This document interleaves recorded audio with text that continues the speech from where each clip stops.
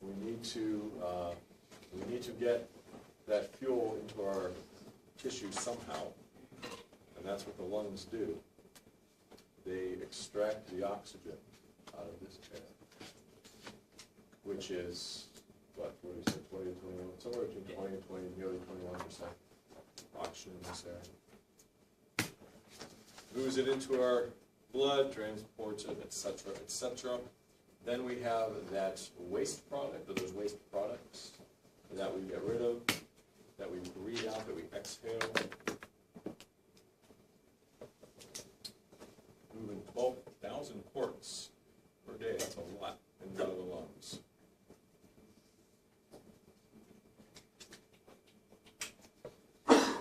Bless you. In the process of metabolism, oxygen becomes carbon dioxide. We have to get rid of.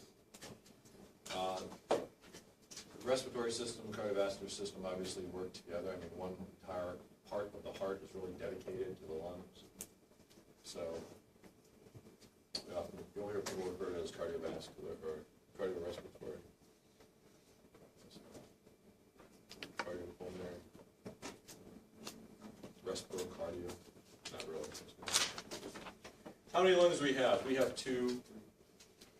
Some of us have 3. It's unfortunate. Most of us have 2. The right lung has 3 lobes to it. The left lung has 2. The reason for that, of course, is because we have a heart that takes up part of the space on the left side. We have the airways that move oxygen in and out, or air in and out of our lungs. Remember that we can get a little tiny wire, go up someone's nose, down into the nasopharynx, down into the oropharynx, laryngopharynx, the larynx, trachea, bronchi, the bronchioles, all the way to the very terminal alveoli without going through a single passageway. We don't have to go through a single door, I should say. Which means that area inside of the alveoli is the same as the area that we are in. So whatever is out here that we can breathe in is going to end up there. There's no way of our body blocking it off other than mechanically plugging our nose. Alveoli, that's where the oxygen carbon dioxide exchange takes place.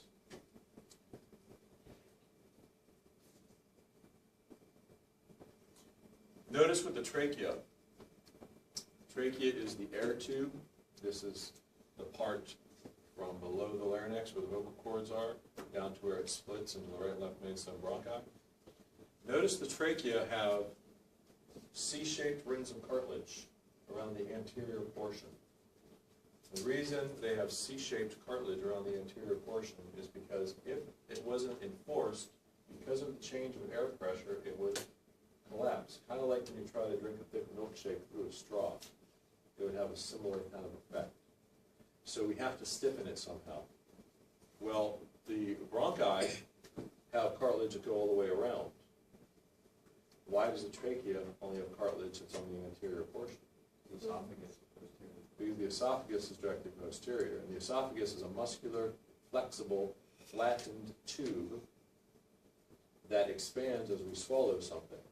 So it needs an area to expand into. So it will expand into the posterior aspect of the trachea. Does that make sense? That's why we only have it C-shaped. Okay, you can see the bronchioles end at the alveoli. All right, we know about the gases in the air.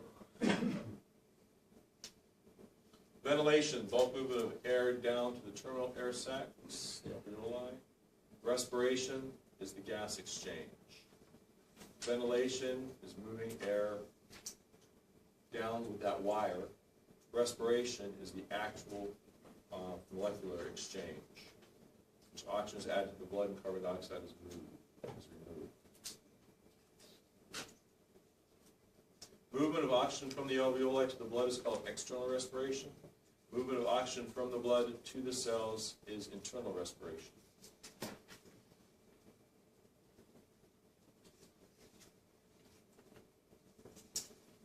movement of oxygen from the alveoli to the blood, so in other words, from that little sac to the red blood cells, is called external respiration.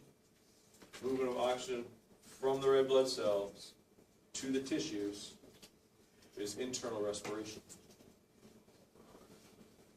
Movement of oxygen from the alveoli to the blood, from the sac into the blood, is called external respiration.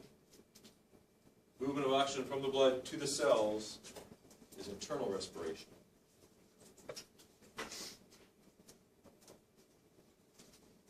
Movement of oxygen from the alveoli to the blood is called external respiration. Movement of oxygen from the blood to the cells is called internal respiration. It's 4 times, right? It's got to be. Can you repeat that? He's stuck on mute. Movement of blood from the oxygen to the cells is respiration externally? No, clearly I cannot review it.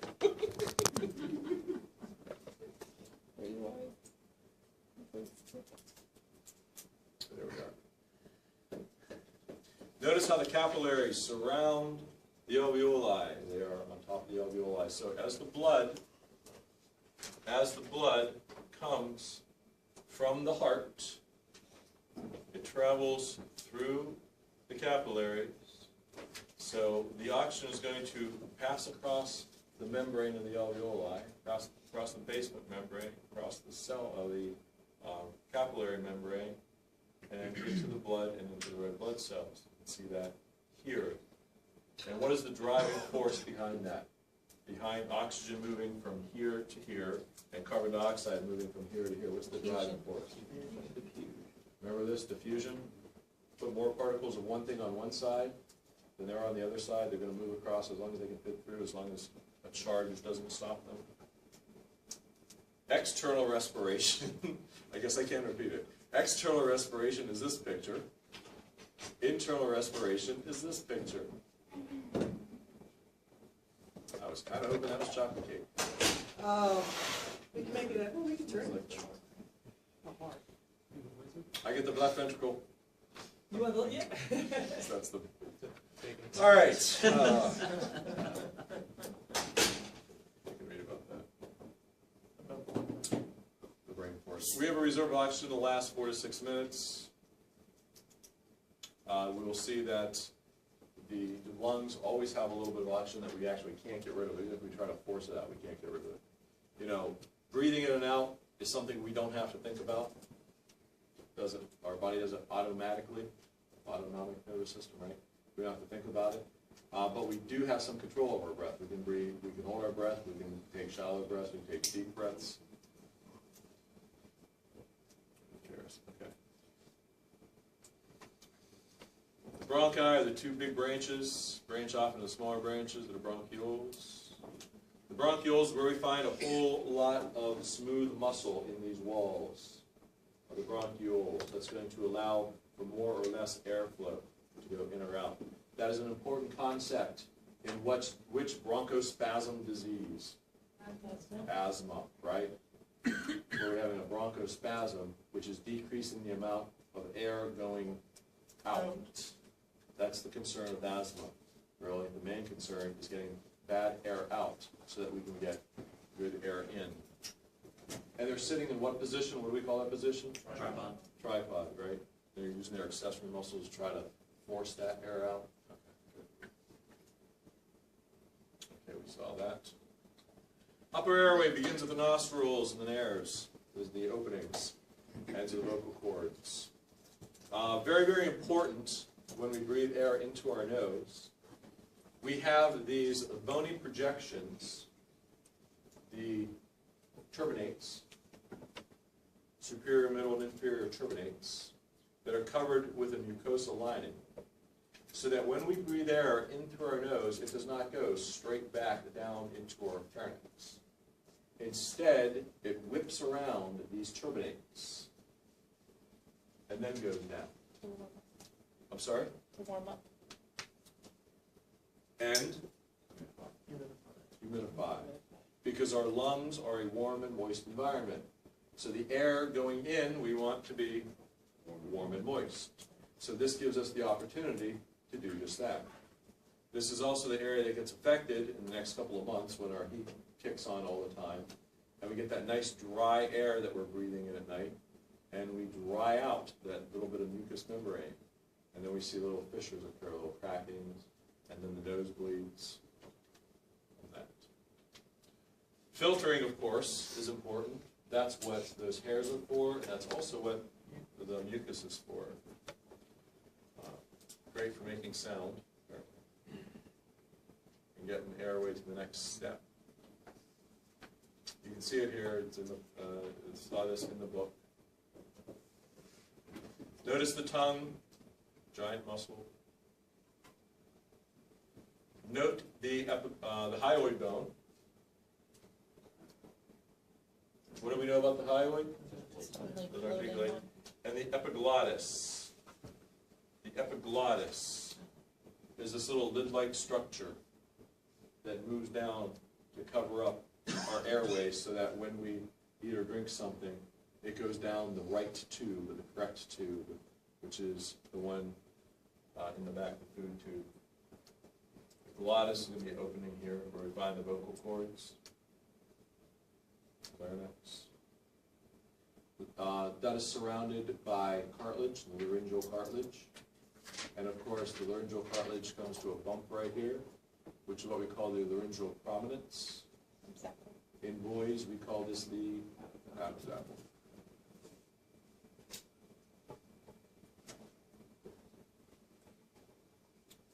Vestibular is just the opening in the nose.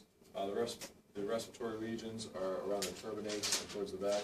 And the olfactory region, of course, towards the top, where we're going to find those nerve endings coming through the protiform plate and the sphenoid, so that we can smell bad things.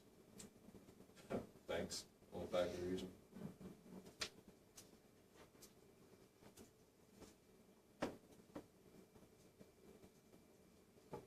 The say the hairs, but I thought they also showed cilia. Maybe they don't.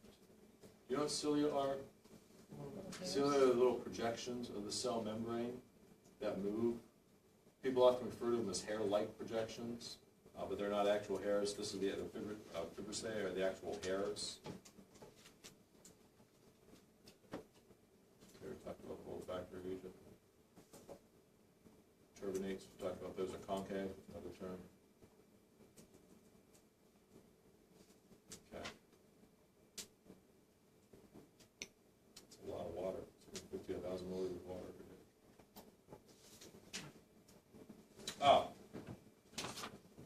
Cells in the epithelial lining of the airways, the respiratory system are called pseudostratified ciliated columnar cells. Pseudostratified, remember, means that they are not stacked on top of each other, but they kind of look like they are, because of their shape.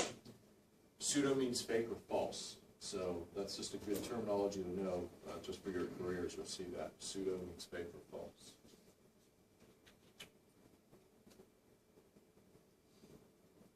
Lots and lots of cilia. They're the hair-like projections that move.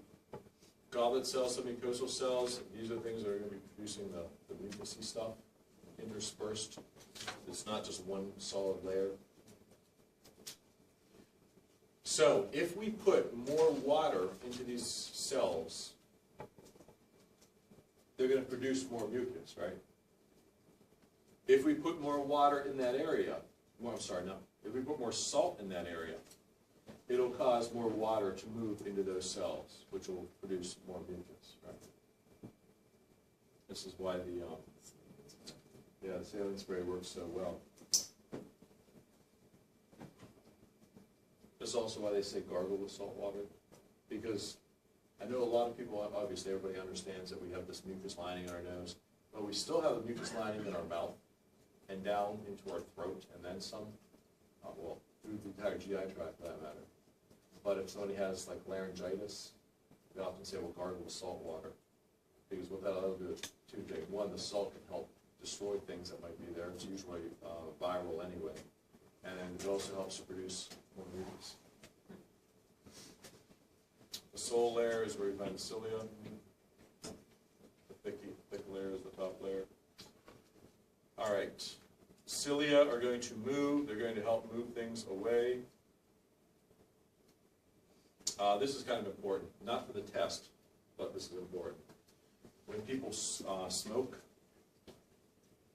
those cilia that help to sweep things up, remember, the mucus traps things, but once you trap something, now you got to get it out. So when you trap these particles in mucus, the cilia help to sweep. And that's why I call it escalator-like fashion. To get it up to where you can swallow it or spit it out, the case may be. If a person smokes, those cilia get destroyed. So they don't do that moving things up, which means people end up with more pathogens that they should have moved out, stuck in that area, which is why smokers end up with things like respiratory infections much more commonly. Make sense? Smokers? I'm just, I don't mean anything by that. You're wonderful people. You're heaven. All right, you can see all that in there. Sinuses. A sinus is a cavity. There's not much in it except for a little bit of mucus lining. And I think one of the main reasons we have the sinuses is to really lighten up the bones. So we still have some structural integrity, but it's not just one solid piece. And then sort of as a secondary effect, it's going to change the tone, when we talk, cause an echoing effect, sort of. Locator on the nose, sometimes referred to as paranasal sinuses, not surprisingly. Prolong and intensify sound. We are not born with sinuses, but that's not a surprise because our bones form a lot, and change a lot as we grow. We're not born with a patella, right? That doesn't come till later. So, the nice thing about the sinuses, they tell you where they're located.